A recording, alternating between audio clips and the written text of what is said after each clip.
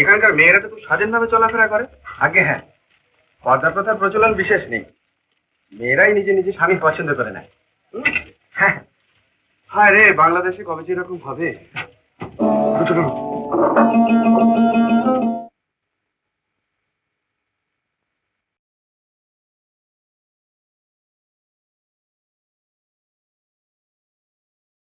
আর পারা যায় না বাবু, রাজায় রাজায় যুদ্ধ হয় আর এই উলুখান রাজে প্রাণ যায়। সবার একই অবস্থা।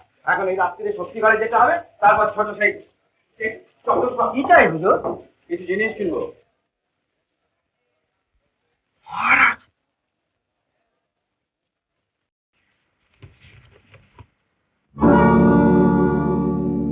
একা চিঠি, এই চিঠি কে লিখেছে?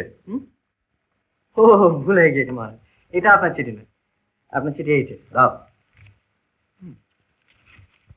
এটা একটা বাঙালি চিঠি, লোকটা খুব ভালো রাজার অভিনয় করে। স্বস্তি শ্রী মহারাজ শঙ্কর সিং দেবপাদ জ্যেষ্ঠের নিকট অনুজ শ্রী উদিত সিং এর সানুনয় নিবেদন। আমার জমিদারিতে সম্প্রতি হরিণ ও অন্যান্য অনেক শিকার পড়িয়াছে। মহারাজ অন্যান্য বৎসরের মতো এবারও যদি শিকারে আসেন, তাহা হইলে কৃতার্থ হইব।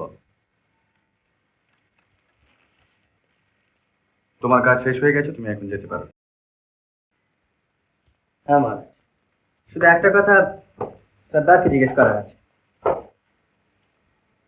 যারা রাজ সিংহাসনে বিদেশি বাদরকে বসায় তাদের শাস্তি কি?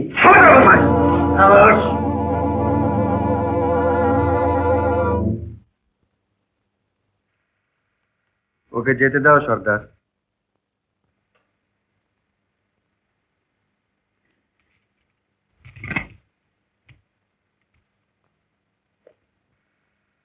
দাঁড়াও।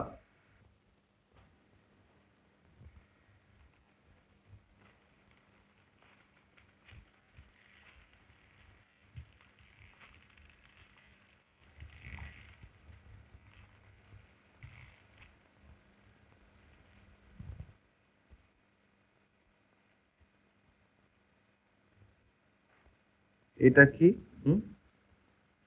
আমাদের মহারাজের কৃপা একটা জায়গির ভোগ করি, এটা তারই প্রতীক। রাজ অনুগ্রহের যোগ্যতা তোমার নেই, হয় নেই। তোমার জায়গির আমি বাজেয়াপ্ত করব না। তবে দেখা আমাদের হবে ময়ূরবাহা, সেদিন আমাদের শেষ বোঝাপড়া হবে।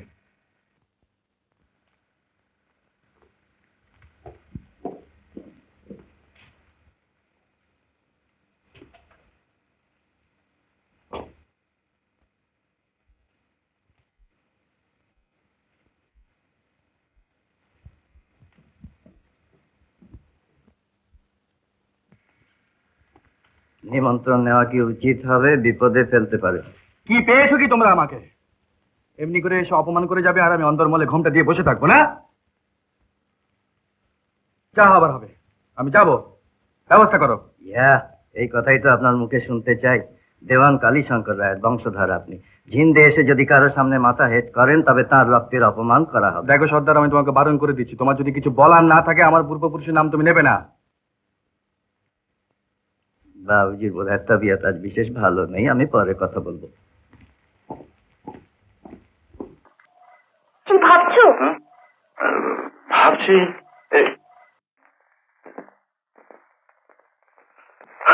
আচ্ছা, তারাপদ বাবুর মুখে শুনেছিলাম এ বাড়িতে প্রায় বছর 4-5 আগে হেমলতা বলে একটি মেয়ে খুন হয়েছিল, আর সরস্বতী বলে একটি মেয়ের সাক্ষীতে খুনি আসামির নাকি ফাঁসি হয়েছিল। হেমলতা নয়, হেমাঙ্গিনী। হ্যাঁ হ্যাঁ, হেমাঙ্গিনী। আর আমারই সাক্ষীতে আসামির ফাঁসি নয়, দ্বীপান্তর হয়েছিল। এই তা প্রায় 10-12 বছর আগেকার কথা। ওরে বাবা, আপনার সাহস তো খুব।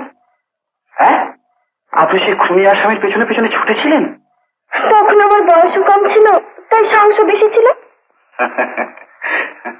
বারে হাসছো যে? এমন সব কথা বলছেন যেন আপনি বুড়ি হয়ে গেছেন। তা তোমার চেয়ে তো বড়। মোটেই না, খুব বেশি হন তো আমার সমবয়সী। আমাকে দেখলে বুঝি তাই মনে হয়? তার চেয়েও কম মনে হয়। আচ্ছা, এই সেই খুনিটাকে কেমন দেখতে ছিল? খুনি ঠিক খুনির মতো দেখতে। মানে তাহলে লোকটা খুব বিভৎস চেহারা বলুন, মানে কালো, বিটি, মোটা, বড় বলুন না। আমার কিছু অত শত মনে আছে, সে অনেক দিনের কথা। তাহলে সেই খুনিকে নিশ্চয়ই আমার মতো দেখতে, না? তোমার মতো? আমার দিকে ভালো করে তাকিয়ে বলুন তো। না গো না, তোমার মতো নয়। তোমার মতো দেখতে হলে আমার মতো অনেকেই খুন হতে রাজি হবে। শহরের দা। সর্বনাশ, এখন উপায়? ইচ্ছে থাকলে কি কখনো উপায়ের অভাব হয়? দরজা খুলে বেরিয়ে যাও। ও শঙ্কর চৌধুরী নয়, শঙ্কর চাটুর্যে, প্রশান্ত চাটুর্যের ছেলে। তোর মিথ্যে সাক্ষীতে যার বাবার দীপান্তর হয়েছিল মনে নেই? আরে পাবে তো মুখে নুড়ো জেলে দেবো। ও, বাড়ির ভাগ দেবে না বলে বুঝি প্যান্ট করছো? বাড়ির ভাগ দেবে না তো যাবে কোথায়? মিথ্যে সাক্ষী শুধু আমি দিয়েছিলাম, তুমি দাওনি? হেমাঙ্গিনীর ঘর থেকে যে লোকই পালিয়ে যেতে দেখেছিলাম সে কে? বাড়ির ভাগ তুমি আমায় অমনি দিয়েছিলে। কেন পুলিশের কাছে এক কথা বলে আদালতে অন্য কথা বললাম? তোমাকে বাঁচাতে নয়? আমি না থাকলে প্রশান্ত চ্যাটার্জির দীপান্তর না হয়ে তোমার ফাঁসি হতো।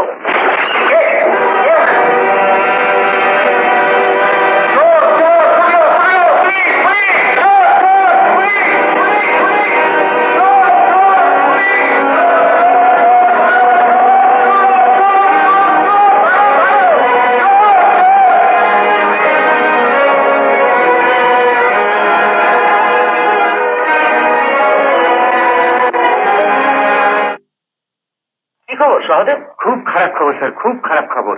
প্রশান্ত চাটুর্যে, হেমাঙ্গিনীর হত্যাকারী প্রশান্ত চাটুর্যে, তার ছেলে শঙ্কর এসেছে এখানে। আপনি তো তখন পুলিশ।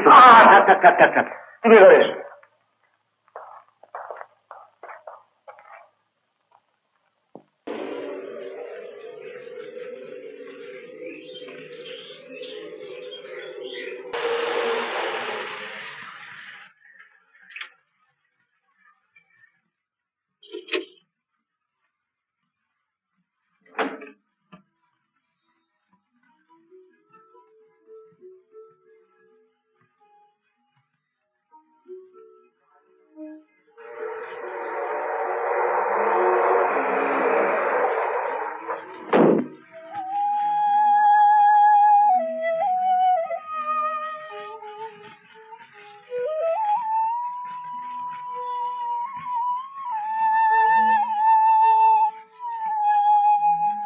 লীলা,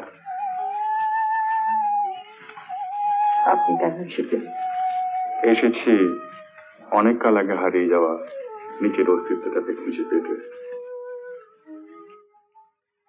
আপনার এখন অনেক টাকা, অনেক নাম, অনেক যশ।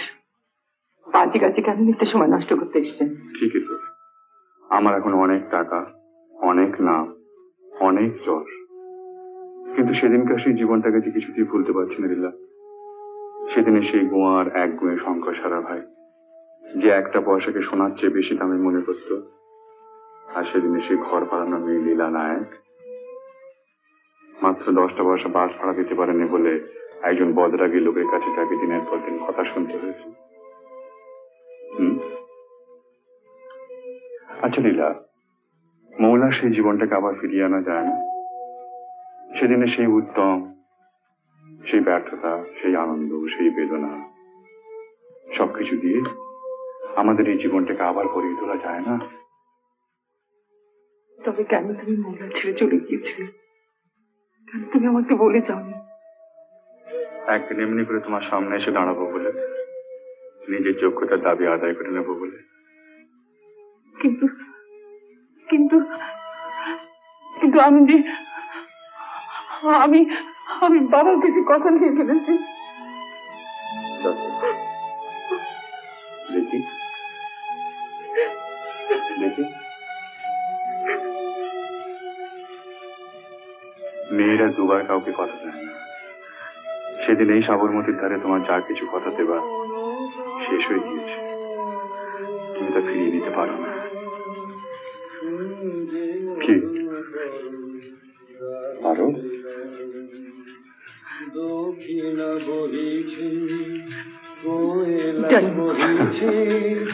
আসিল আজি মধুমাস হে, জনম জনম আমি তোমারে পুজিব বধু, পুরিব মনয় বিলাস হে। তব মধু পরশি দোলে বধু হরষি, অনুক্ষণ তনু মন।